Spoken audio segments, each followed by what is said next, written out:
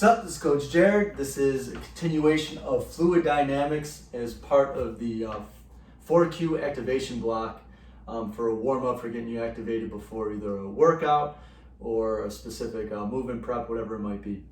I'm focusing, again, this is primarily for shoulder mobility, shoulder activation, but I just hit the previous video was the QL paraspinals. Now I'm going to work my way up into the lats. All right, so focusing primarily on the back right now.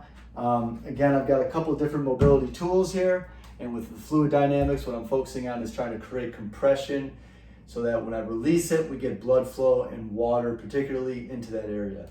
So the lats, again, they tie into that low back area as well. So that should already be pretty warmed up from doing the QL and the paraspinals.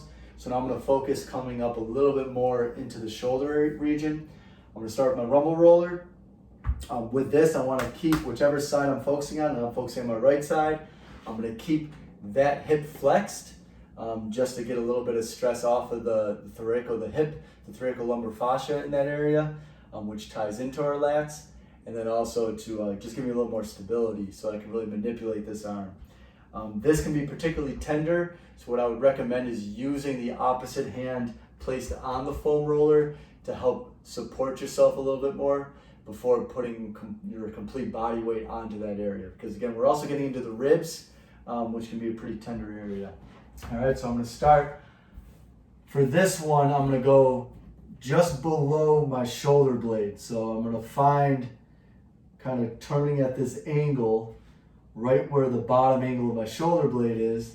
And then again, using my opposite leg and arm to kind of help push and pull myself, so I can keep this hand pretty relaxed because I don't want that tissue tight while I'm rolling it.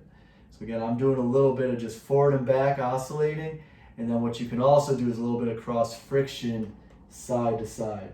And I'm feeling all sorts of good stuff in here.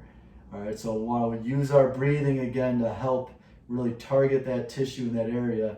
And because we are looking at part of the rib cage, expanding the ribs a little bit and compressing them through breath is going to help with that blood flow and water into that area.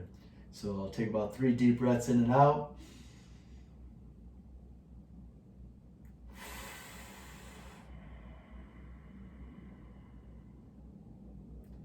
Again, as I breathe, I'm really trying to expand my ribs as I breathe in.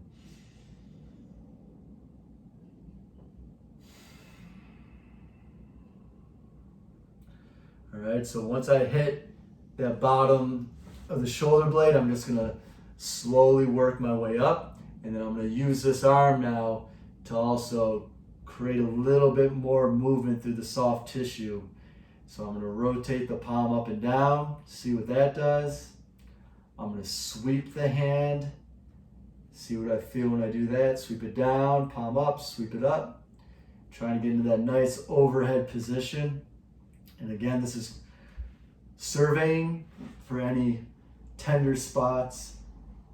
And because we're working with not just the lats, but we're hitting probably a little bit of the rotator cuff, by manipulating that arm, you're going to feel some different things. All right. So I'm just slowly inching my way all the way up into that armpit region. So it's almost where the back of my shoulder, so that posterior delt ties in, and then the lat crosses into the front. So I'm going to hang out in that spot a little bit, and now I'm doing a little bit of that cross friction. And just, again, surveying. This is helping to build that mindfulness of what's going on in your body. All right. I'm going to bend out here a little bit, do a little bit of external rotation, a little bit of internal rotation. So again, I'm getting a little bit of a bonus with some of the posterior part of my rotator cuff in here. Oh yeah. All right. So again, that is now hitting the lats and then some other the posterior part of your shoulder blade with some fluid dynamics and prepping me for my shoulder work.